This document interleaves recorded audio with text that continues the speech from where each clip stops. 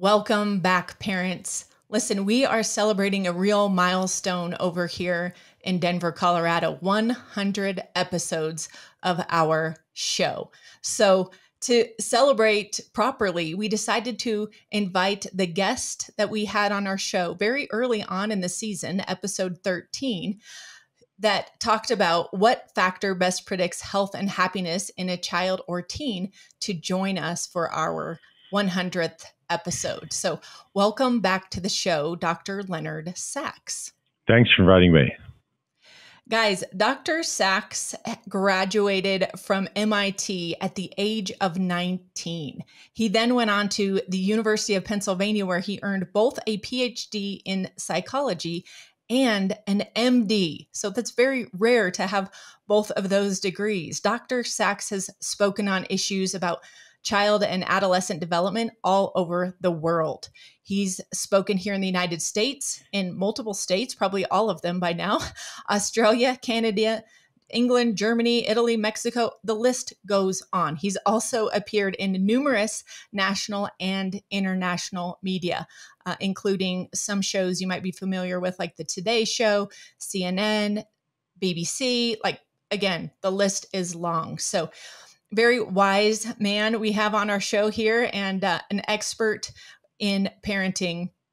He also is married and has a child of his own. So sitting in the seat as both the professional and the parent, we've got him back on our show to talk about something that really piques my interest. Dr. Sax, I received one of your emails a few weeks back and was scrolling through to see where you are speaking next, since you list that on your website, and hoping that you would be coming to Denver soon. But I was looking at the topics that you present on. I'm always interested in the new topics that you have coming out. And this particular topic just really piqued my interest. It said, cancel the Playdate and make a family date instead. So jump right in and tell us what is behind this title. So that's a presentation I'll be doing later this month for St. James the Less Parish in Wisconsin, near Milwaukee. And that particular presentation is intended for parents of young children, 3, 4, 5, 6, 7 years of age. And it's based on my own observation, where I see these parents driving their kid from one play date to the other on a Saturday. You know, we're all busy, and a lot of us don't have a lot of time. And Saturday is the day that we kind of catch up and should, I believe, be doing family things. But a lot of parents, as I said, are driving their young kids to a play date. And when I talk with those parents, they'll say things like, well, you know, I think it's really important for kids to have friends their own age and to do fun things with other kids their own age. And that's, of course, a true statement. But what's more important is to build the parent-child relationship. And again, many families now, both parents are working. There's not a whole lot of time.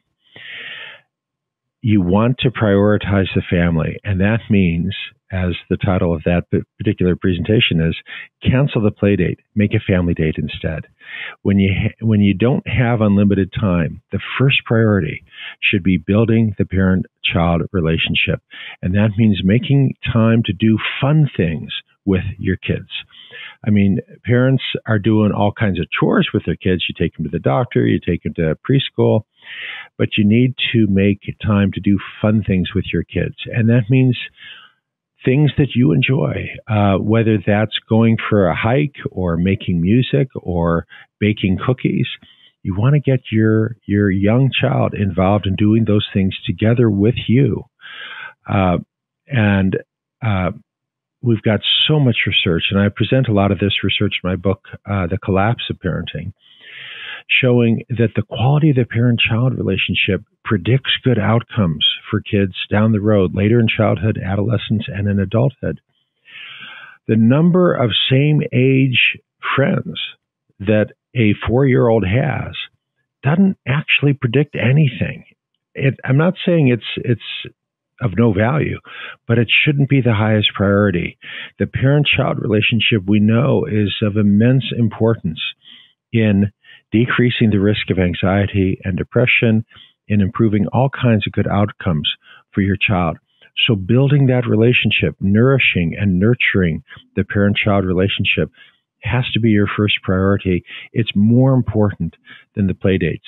Play dates are fine, but they shouldn't push out time for you to do fun things with your kid. Absolutely. I agree. I was talking to a couple parents about play dates just this week, and they said, man, we spend so much time on the phone with other moms trying to arrange these, and then you show up at the park and somebody cancels anyway. So then you've wasted your time, and or somebody cancels because their child misbehaved, and now your child's disappointed about it. I mean, there were whole threads on the internet about play dates and the frustrations around them in the first place. And you're saying the parent-child relationship ought to be prioritized. Yes. And we don't have time to waste, right? Yeah. Kids grow up fast, and you want to find time to do fun things with your kids. And that also ties into another topic that I'm going to be speaking to the parents about, and that's chores. So a lot of parents of 3-year-olds are like, well, my 3-year-old isn't old enough to help with chores, so I'll just set her, I'll give her the iPad. She can watch a Disney or Nick Jr. or something, because, I got to make supper. I'm working at the stove. It's hot. It's dangerous. And I can't have my 3-year-old around. I don't want my child to get hurt.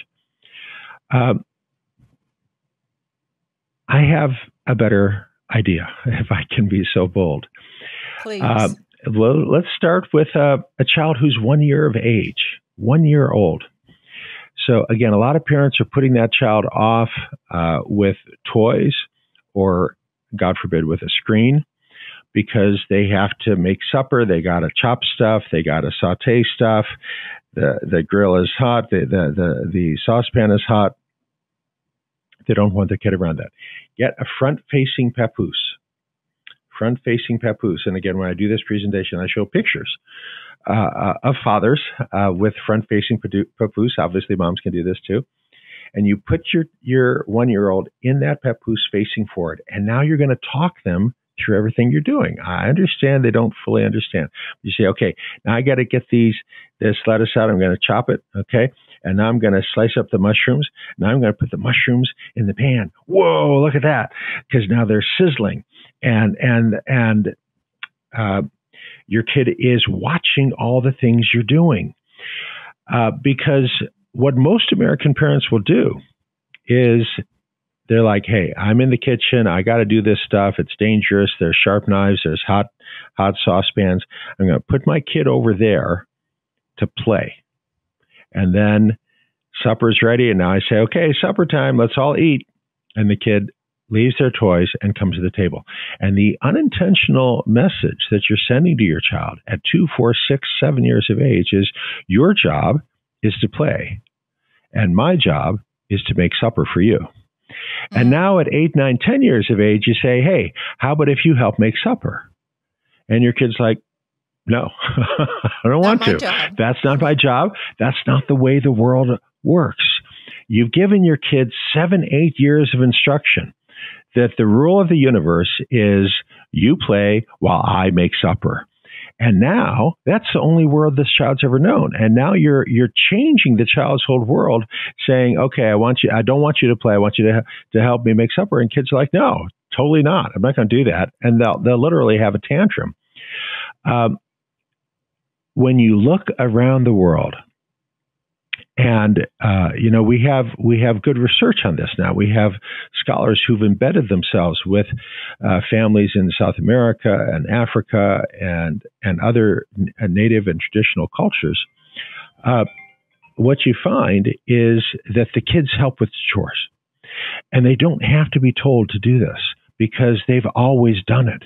It's part of their understanding. And 2-year-olds want to help. They do. It's hardwired. They want to be part of it. And so it's easy. Now, for that, at 3 years of age, you can get these. They're kind of like standing cribs. They're designed for the child to stand alongside you, for a 2.5-year-old to stand alongside you in the kitchen without hurting themselves, and you can just have them shred pieces of lettuce. Or mush up chickpeas. Those are age-appropriate tasks for a 2.5-year-old, for a 3-year-old. And then they're contributing and they're being a part of. And I actually quote in my book, The Collapse of Parenting, I quote Beth Faird, a parent, a patient of mine for decades, who was very insistent on when her kids were 3, she would teach them to dust and they would dust. And her kids have always done chores, and they're totally fine with it because they started at a young age. Don't wait until your kid is 8, 9, 10 years of age to expect them to help with supper. Start early, start very early. Get that front-facing papoose, get that little standing crib thing so that they can stand alongside with you and mish the chickpeas and tear up the lettuce. And be a part of. There's a chapter in my book, The Collapse of Parenting, titled Humility, the most un-American of virtues. American kids are immersed in this culture of walk tall, stand proud, and this world's going to belong to me, quoting from a Justin Bieber song. That's not a healthy culture. That's not a healthy culture. You don't want your kids, a survey of 12-year-olds, recently, they asked 12-year-old American kids, what do you want to be when you grow up? And the number one thing is YouTube influencer. Oh, I knew you were going to say that. Yeah. And that's not a good thing to want to be for a number of reasons. First of all, it's all about performance and show and pretending to be. And the really big reason it's a bad idea is because the odds are 10 million to 1 against you. I mean, there's literally 10 million kids out there trying to do this for every one kid who actually breaks through and gets 50 million followers. And the odds of success are not a function of talent. It's random as near as the experts can tell who is successful. YouTube influencer, being amazing in the eyes of others, being famous, that's not what you want for your kid. You want your kid to be a good person, to become a woman or man of character, to fulfill their potential, to serve others. And there are many, many better ways to do that than by being a YouTube influencer. But when you put your kids in front of a screen, that's what you end up with. So connect your kid to the real world. Get them doing chores. So again, that chapter in my book, the humility. And again, many kids have no clue what humility means. So I was at a Catholic school, and they'd asked me to do a little homily at the middle school. And so I chose Micah chapter 6, verse 8 in consultation with the leadership. So in the 6th chapter of the book of Micah, the prophet is asking, what does the Lord require of you? Do you have to dot all the I's and cross all the T's? No. Here's what the Lord requires: to do justice, to love kindness, and to walk humbly with your God. So I said to the middle school kids, what does that mean to walk humbly? Walk humbly with your God. Well, what does that word humility mean? Raise your hand, I said to the kids. Raise your hand if you think you know what the word humility means, and you're prepared to give your definition. And a boy shot up his hand, and I called on him, and he said, humility means trying to convince yourself you're dumb when you know you're smart. I said, actually, that's not humility. That is psychosis, okay? That's a detachment from reality. I said to the kids, try this on. How about humility means being as interested in other people as you are in yourself? And the kids are all giving me a blank look. They've never heard this before. They've had no instruction in humility. But humility, as I show, I cite a lot of research in that chapter on humility in my book, The Collapse of Parenting, is actually one of the best predictors of happiness. The person who is proud, who thinks they're the greatest in the world, in longitudinal studies, 5-10 years down the road, is the person who's most likely to be consumed with envy and resentment. Because if I'm so great, how come I'm working so hard for not much money? Why her? Why not me? Why can't I have that? Pride leads to envy and resentment and disappointment. humility leads to contentment and gratitude. So you want to teach humility to your kids. So how do you teach humility? Well, one way you teach it is chores. And chores beginning at an early age. Chores shouldn't wait until kids are teenagers, because then that's not part of their world. And again, if you've taught them, hey, it's my job to clean up, and then at age 12 you say, I want you to clean up your room. They're like, no, that's not how the world works. You begin chores at a very early age, and in an age-appropriate way. But again, I'll get pushback from parents. Parents will say, hey, look, my kid's job is school. We can afford to hire a housekeeper. I want her to do well, and I think it's really important, and she's doing all these things, and she's got school, plus travel team soccer, plus computer coding class. And we're talking about a 9-year-old girl here. Her job is school and soccer, and we can hire a housekeeper. And the unintended message that parent is sending is that you're too important to do chores. You're too important to keep your room tidy. Don't send that message. It's the opposite of humility. Insist on your kid doing chores, age-appropriate chores, beginning at age 2. Really, you clean up your mess. And that's how you begin to teach humility. And again, humility is the key to gratitude and contentment. And it is, as I said, the most un-American of virtues. And what I mean by that is American popular culture, the most popular YouTube videos, TikTok videos, they're all about, look at me, look how great I am, look at all the stuff I have. The culture is the opposite of humility. It's all about being a YouTube influencer. So that culture is toxic, and you need to mindfully and intentionally teach your kid a different culture. It is. And it's possible to do that in a fun, positive family team way. We talk about how your family is the most important team you will ever be a part of. That's one of our cornerstones here at Families of Character, is just that, you want to work together as a team on a common goal. And so in one of our couples coaching groups that we had, one of the couples said, one of the ways that we get our kids to do chores is after we go to church on Sunday, we grab donuts, we come home, we review the calendar, have a little family huddle, and then we turn up their favorite music. And these are kids that are 2, 4, and 6. And then we declare power hour. And they said, okay, guys, it's power hour time. So they set a timer for 60 minutes. They go do chores, and they do it to music, and they make it a fun thing. And the parents are doing chores with the kids, not saying this is something that you just have to do on your own and we're going to be over here reading the paper, but they help to show them the proper way to do it. And they said, man, the sense of courage and confidence our kids have at the end of that hour is just soaring, because they realize that they are contributing to the family versus just kind of being consumers, like you said, swiping left on the iPad or watching as their parents do everything. And so these kids that are partaking in this power hour once a week are really learning that virtue or that character strength of humility. They're practicing it, right? Yeah. Parent and kids together.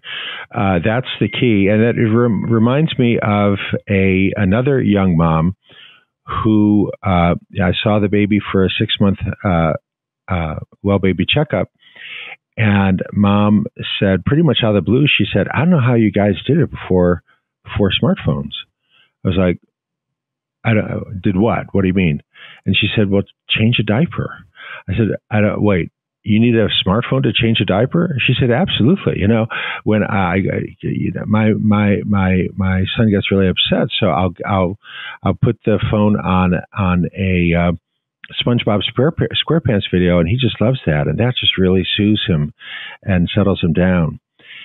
And I said to Mom, look, I understand that changing a diaper is a little bit stressful, and some kids will get a little upset, but this is your chance to connect to your kid.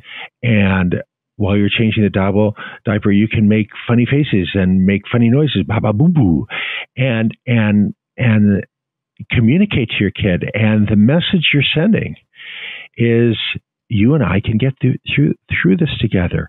Look at me. We're going to make this fun together. And that's how you build the parent-child relationship with your 6-month-old when you're changing a diaper. I didn't say this to the parent, but what message is that parent sending by putting propping a phone up on a little phone stand in front of her 6-month-old? You're teaching your kid, when you're upset, look at a screen. Don't do that. We actually have a good study that I share with parents, where they looked at young kids, 6 months, 1 year, 2 years of age, and how much time parents were showing them screens, and then looked a couple years down the road at this kid's emotional regulation. And the more time a kid is looking at a screen at 1 year of age, the more likely they are to be irritable and fussy and hard to settle a couple years down the road. Phones are tempting because you put that phone in front of the kid and they relax and they stop fussing, they stop crying. Don't do it. It's an evil temptation. That's the only way I can say it. Instead, use that stressful experience, whether it's changing a diaper or whatever, to bond with your child, to smile, to make funny noises, and amuse your child and connect to your child and teach them, hey, when you're feeling stressed, look to me. Look to me. That's what I'm here for. We can connect. We can have fun. We can get through this. Don't look at a screen. Take the screens away. Screens are so harmful. And, we should mention John Haidt's new book, The Anxious Generation. Such an important book, getting so much attention and deserves to get a lot of attention, because he talks a lot what he calls the screen-based childhood. We've now become a culture in which many kids are looking at screens at a very young age. And in his book, The Anxious Generation, he documents at great length how immensely harmful that is for kids. Little kids should not be looking at screens. That's the official guidance of the American Academy of Pediatrics. Kids 2, 3, 4 years of age should not be looking at a screen. They really shouldn't be looking at a TV. Now, maybe a little bit of watching TV with a parent is okay, but a child, a 2-year-old, a 3-year-old should never be looking at a TV by themselves. It's really harmful. It slows brain development. It impairs language development. And we now have good evidence that it makes them more irritable, more fussy, less able to connect a few years down the road. So turn off the screens and connect with your kid. That's the message. Absolutely. I agree 100%. And I know, if you're listening, you're probably thinking, easy for you to say, you don't have a young child anymore or whatever. Like, it's hard and we're in the car all the time, or, we're out at a soccer field and it's better for my kid just to have something to entertain themselves so that we don't have to worry about tantruming or running off or whatever. It keeps them by me and it keeps them quiet. But I always appreciate your research behind this. And it's like, you don't want slow child development because you've, put a screen in front of their face at a very young age. You mentioned at the soccer field, Melissa Bernstein, who is the Melissa of Doug and Melissa and Doug Toys. She has a wonderful essay about this. She talks about how she went to a soccer field with her family, and it's the same soccer field she's been going to for the same league for many years. And this was a playoff game. And until recently, the kids would have been jumping and screaming and applauding, but now it's silent because all their kids are looking at screens. They're not even looking at the game, and how harmful that is, and how the screens undermine creativity. And that's really the point of Melissa Bernstein's piece, is that we now have good research showing that young people today are less creative than they were 20 years ago. And the evidence is pretty compelling that the screens are undermining and destroying kids' creativity. And a lot of parents are like, no. I think the video games help to build creativity. I mean, look at Minecraft. Look at this thing my kid made on Minecraft. No, Minecraft does not build creativity. In Minecraft, your kid is manipulating objects made by an adult in a world made by the grown-ups. Your kid is just moving things around in a world someone else made. And another parent said, I tried to get my kid off Minecraft. I said, go in the backyard. Let's see you build something in the backyard. They've got a huge backyard. And she said, build a wall. Minecraft, build a wall, blah, blah, blah, blah, blah, wall's built. Right. 10 feet tall. But in the real world, he tried to make a wall out of mud and he couldn't. And it kept falling over and it wouldn't stay up. And he learned more, this mom told me, from an hour in the dirt than he had learned from years on Minecraft about the way the real world actually works.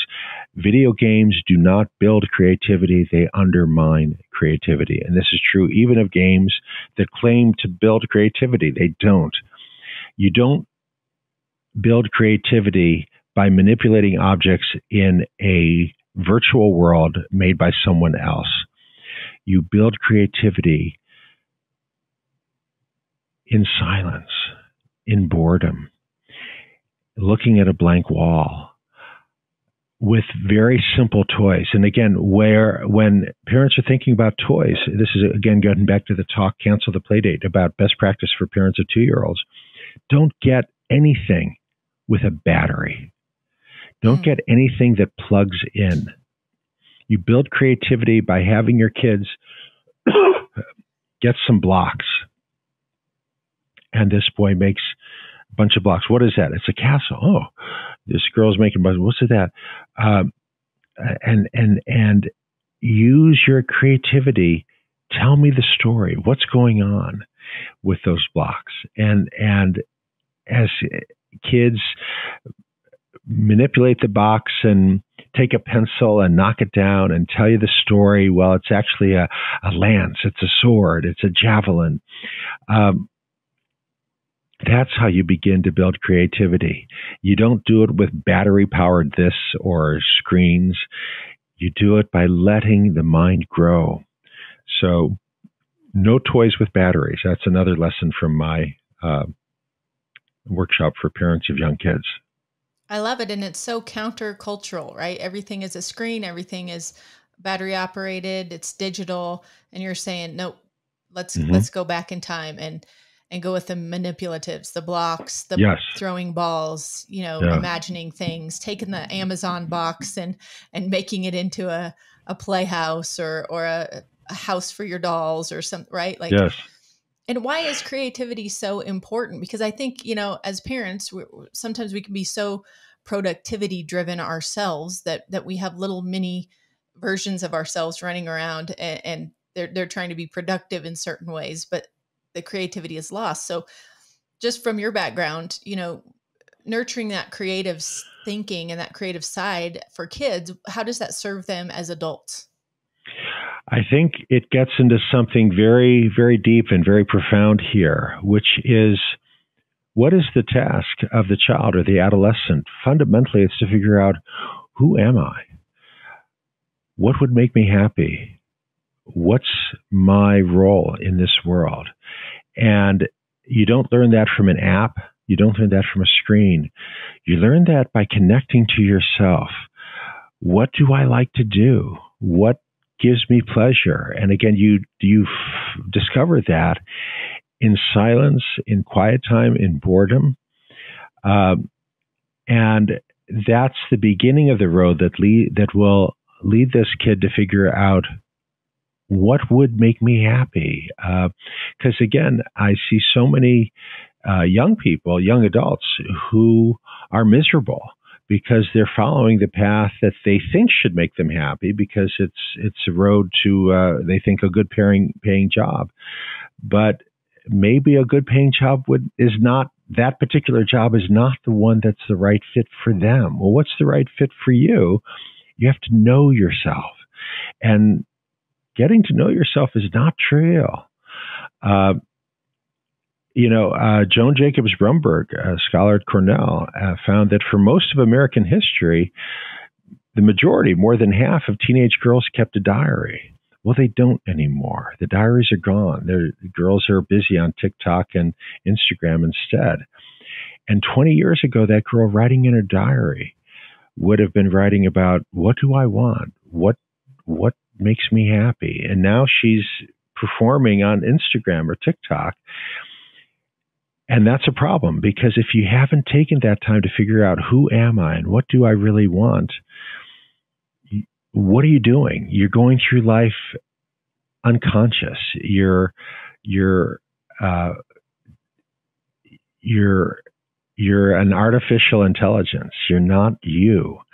And again, I have these conversations now with teenagers, and they're really puzzled. Like, how are we different from an AI robot?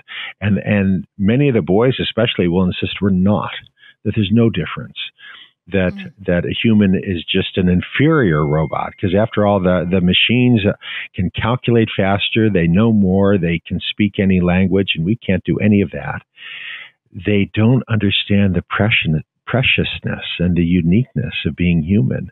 Because again, if you spent all your free time playing video games, yeah, the machines are amazing. They haven't had that experience of silence. And that there's that wonderful line from T.S. Eliot, who said, after he had converted to Catholicism, he said, "Where can the word be heard? Not here. There's not enough silence." The spiritual life begins with silence. And, a lot of parents are letting their kids go to bed with music, with devices. And I tell the parents, no music, no devices, nothing in the bedroom but a bed after lights out. Your child, whether they're 2, 6, 10, or 14, or 17, they need that quiet, those minutes of quiet between lights out and when you actually fall asleep. That's where the spiritual life begins. That's where you ask, who am I? What are we here for? Is there a God? Can I talk to him? And it just breaks my heart when I hear about kids who are literally falling asleep to Instagram and TikTok and YouTube videos. Where can the word be heard? Not here. Right. There's not enough silence. That's right. And you mentioned, young girls used to write in their diaries, and now they're performing on TikTok. And writing in your diary was a discovery process. It was asking open-ended questions and then kind of answering based on the silence that came afterwards. I remember writing in my diary. It was a beautiful experience, a great memory from, childhood in my room. I can remember the color of the bedspread and where I would put my diary, and have very fond memories of that. But if you're on TikTok or you're performing on YouTube or whatever, your identity is coming from all of those people you're following or looking at. And so the confusion that creates for girls and boys alike, just, okay, I'm trying to be a little bit of her and a little bit of her. And then now I need to try to, and there's so much distraction and switching from one person that they're following to another, that there's just no space and there's no quiet for them, like you said, to really get to know who they are, their unique gifts and talents. Mm-hmm. It's just, I think your advice about the bedroom, actually I got a little bit of an image of a prison when you said just a bed in the room. And I know you don't mean that, but the whole point is no electronics in the bedroom. Mm-hmm. Don't let your kids use their phone as an alarm clock. You don't need to have an alarm clock with a radio on it. And you don't need to have a TV with video games in there, right? Because it cuts down on their sleep. And so speak a little bit to the parent that's listening that's going, uh-oh, I'm doing all the things he's saying not to do with electronics. What about detox? Can you speak to that period and help a parent to say it's possible? Yeah, it is possible. And I recommend you go cold turkey. If you've been doing it wrong and letting your kids have devices in their bedroom, just sit them down and explain, hey, we've been doing some things wrong. We're going to make some changes. No more phones at the kitchen table. No more phones at dinner. No more phones in your bedroom. At 8 o'clock at night for young kids and 9 o'clock at night for older kids, I'm taking your phone, switching it off, and put it into the charger, which from now is going to be in the parents' bedroom. You can have your device back tomorrow morning. if that has not been the practice in your home and you make that announcement, there will be an explosion. And the older the child, the louder and longer the explosion. But if both parents stand their ground, emphasizing the word both, if both parents stand their ground, after 6 weeks, you will have a happier child. Not after 1 week. The first week can be pretty rough, but after 6 weeks, this has to be the parent's call. And this, again, is a major point of my book, The Collapse of Parenting, because some parents will be like, "Oh, my daughter would totally freak if I took her phone." And we're talking about a 10-year-old. Look, this has to be your call, whether or not the kid's going to have a phone in their bedroom. It is not reasonable to put that decision in the lap of your 10-year-old or your 14-year-old. What's your kid supposed to say tomorrow in school when her friend says, "Hey, I texted you last night at midnight. How come you didn't answer?" Is your daughter supposed to say, "Well, researchers have found that sleep deprivation in adolescence is a major risk factor in the etiology of both anxiety and depression"? It's ridiculous. You can't expect a kid to talk that way. If to allow her to say, "Hey, my evil parents take my phone every night at 9 and won't have it back till the next morning," you have to be that evil parent. You have to set the limits, and you have to turn off the screens, because the culture is not going to do that. The peers are not going to do that. You've got to have the courage to do the right thing as a parent. Yes, thank you for that advice. And I took your advice in episode 13 when I said, "Oh, Dr. Sax, I'm doing that. We charge all of our cell phones, downstairs in the kitchen. And my son, he's the only one with a phone, and we make him dock his phone in the kitchen too." And you went, "No, not right. You dock it in your bedroom." And my husband's going, "Our bedroom? That means our son has to come in." We changed, and we have been doing this. He's about to turn 18 years old. He just got Instagram a couple months ago. He's not had social media prior to that. And it has really helped. It's helped him with his own limits. And he just doesn't have to have that pressure on him to be tied to that phone, even in his bedroom. And it also, has made me reflect upon just what is going on with a teenager with their phone in their bedroom anyway. When you're asleep, you have no idea, right? So we started docking them in our room, and it was hard at first, and now it's just the routine. He doesn't even question it. It's like what he does. Well, my daughter is 17, and she's never had a phone in her bedroom. In fact, she didn't have a smartphone until her 15th birthday.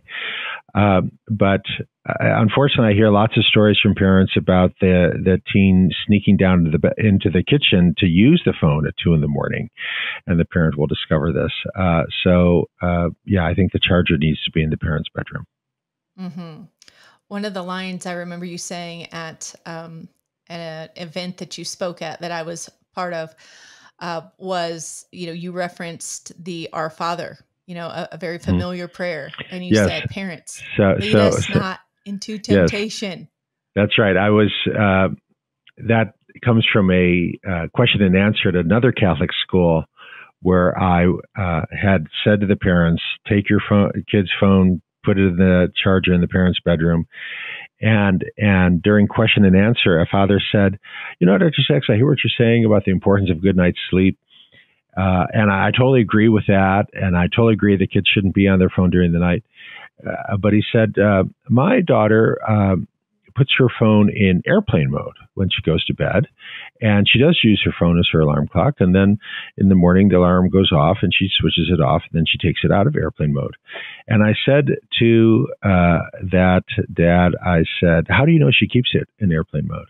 How do you know she doesn't switch it out of airplane mode during the night to see what's going on?" And the father was clearly offended by my suggestion. And he said, "Dr. Sax, you're suggesting my daughter would lie to me. My daughter would never lie to me." And I said, "Sir, I don't know you and I don't know your daughter, but I can tell you based on the research, your daughter is more likely to lie to you than to anyone else because she cares what you think, because she doesn't want to let you down. She doesn't want to disappoint you." And then, as you remembered, I quoted the Lord's Prayer. I said, Jesus said, "Lead us not into temptation."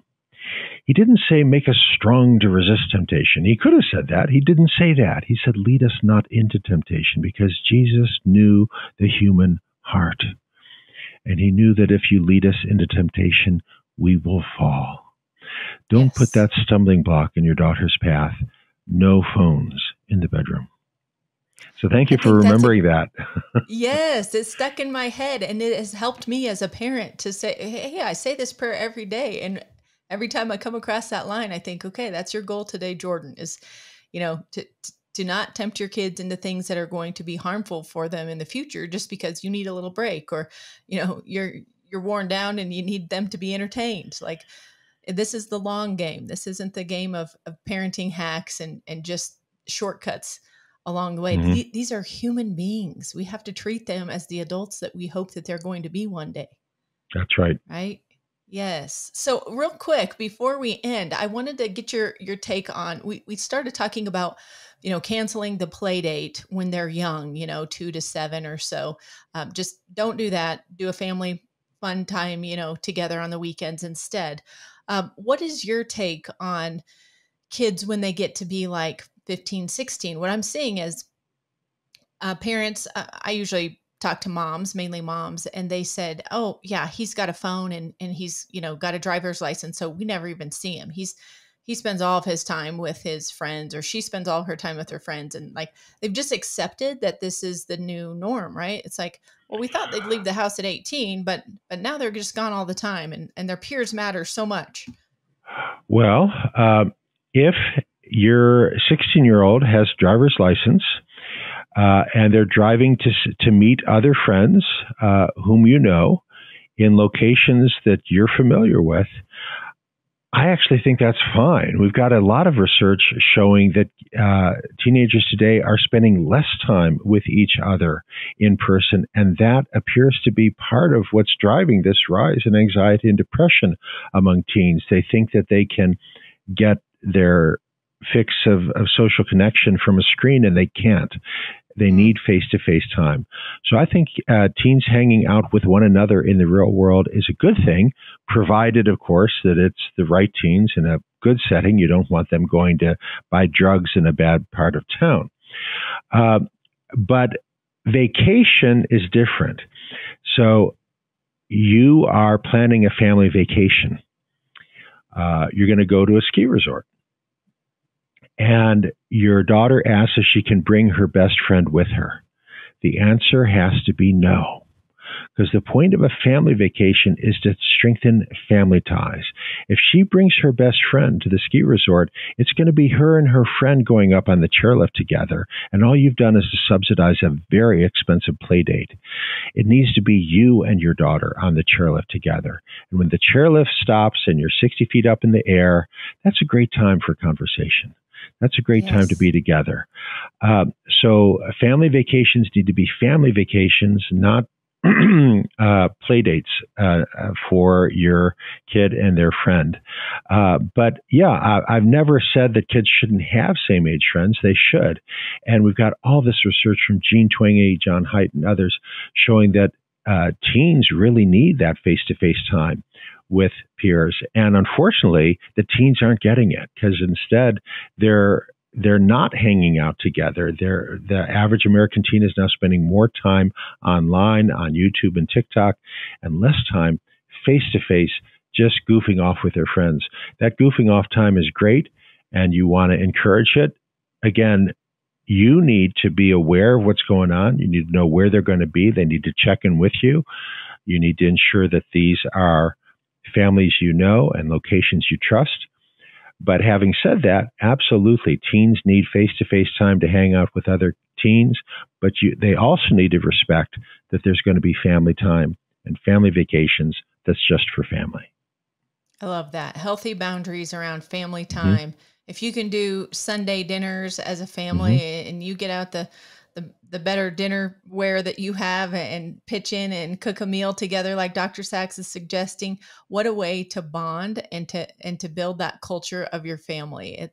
It's true. Your family is the most important team you'll ever be a part of. And so you can't expect, to have great players on your team if they don't show up to practice every once in a while, or you don't rally them around, on a weekly basis to be together and to want that time together. So mm-hmm. I love your suggestions of, don't spend so much time when they're young, arranging these little play dates that may or may not work out. Instead, focus on less commutes to the park or across town, and more time in the kitchen, in the backyard, playing with manipulatives and doing things together as a whole family. Absolutely. Awesome. Well, Dr. Sax, you are out on the speaking circuit, I know, in 2024. Where are a few of the states that you're going to be visiting here coming up? Well, let's see. April 17th, I'll be at the Basilica of St. Mary, a Catholic school in Alexandria, Virginia, doing a workshop for teachers and then speaking to parents. And then 2 weeks later, I'll be at the parish of St. James the Less, Catholic parish in Mukwonago, which is southwest of Milwaukee, Wisconsin. And I'm really looking forward to that because I'll be doing 6 different presentations over 2 days, Friday evening and then all day Saturday. We'll do evidence-based parenting, boys adrift, what's going on with boys, why do we find a growing proportion of boys who are unmotivated, girls on the edge, what's going on with girls, why are so many girls now so much more likely to be anxious, and what can we do about it. We'll do the cancel the Playdate, make a family date instead, with guidelines specifically for parents of young kids.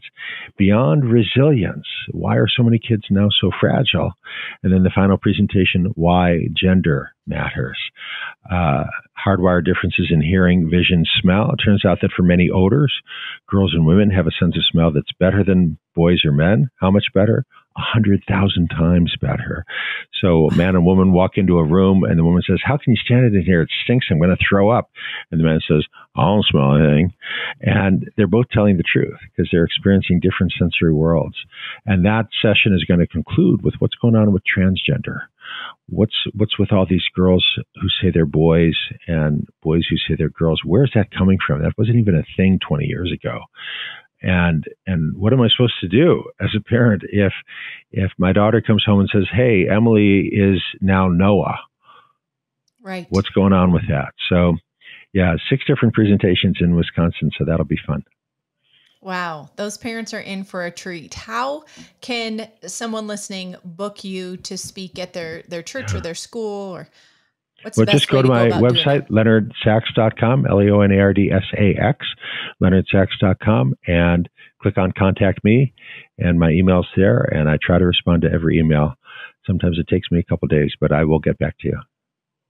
Wonderful. Guys, we have linked Dr. Sax's books in our show notes. He mentioned 4 books that he has written: Why Gender Matters, Boys Adrift, Girls on the Edge, and The Collapse of Parenting. So be sure to check out those books. I have read The Collapse of Parenting several times and still pull out nuggets from that. I love that book.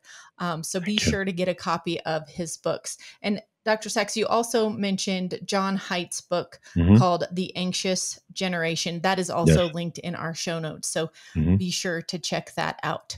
Well, best of luck on your speaking tour. I sure hope that we meet up in person, because screens isn't enough for this type of relationship either. Right. I always prefer an in-person presentation. So I'll be watching for you to come to Denver, and we'll be, advertising if you're in the area for sure.